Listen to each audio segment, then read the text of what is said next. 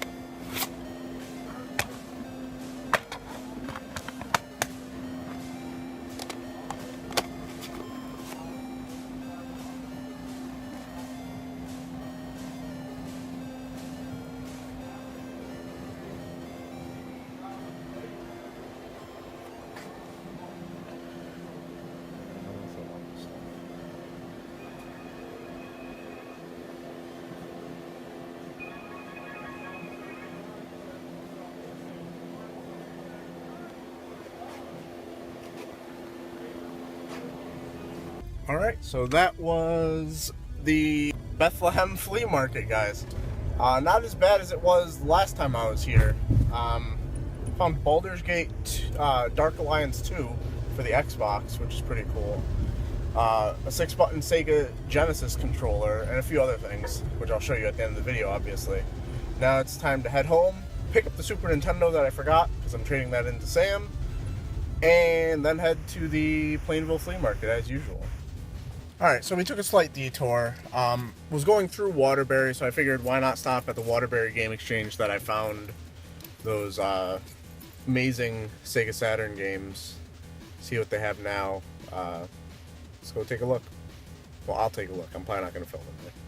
Did not take much of an in-depth look in there, but not much to be seen that I didn't already know was there. If I were a fan of Kingdom Hearts, they did have complete in-box Kingdom Hearts, I think it was Chain of Memories on Game Boy Advance. But it looked in pretty good condition. It was like $10, but like I said, I'm truly not really a fan of Kingdom Hearts series, so passed on that. Whew. Just recovered from eating a whole bunch of Moe's chips and queso. Team Fat represent. So earlier this week, I had some luck at the local Savers. I picked up Colony Wars Vengeance for $4. This game, I enjoyed the Colony Wars series. I kind of wish they kept making these games because I always loved space shooters of this style. Kind of like Wing Commander, some of the Star Wars games. And they also had a regular NES controller in pretty nice shape, $5, which is about the going rate. We had some luck, as you saw. Hopefully, I haven't looked at the footage yet. Footage isn't that great, but maybe it's a little bit better than usual. Who knows, of the Bethlehem flea market. I picked up a few items down there, spent about $20 total. Got the 6-button Sega Genesis controller with the turbo, which is pretty cool. Looks like it's in really good condition.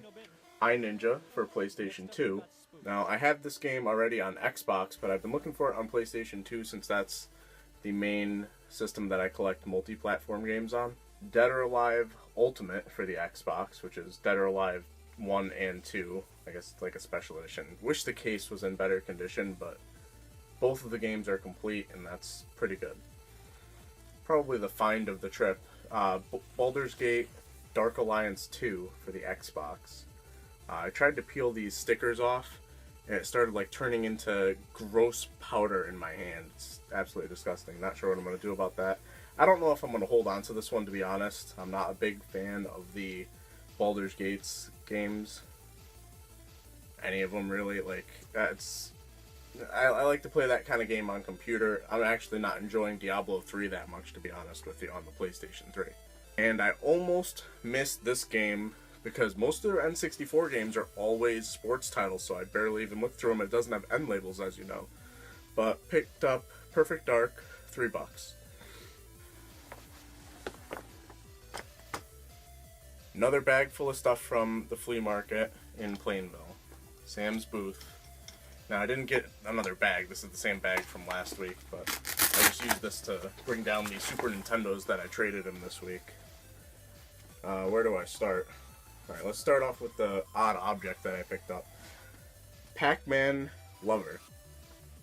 Video Expo 1988, Knoxville, Tennessee. It's a license plate, I guess. I thought it looked pretty cool. It's not in the best condition. It's got quite a bit of scratches on it.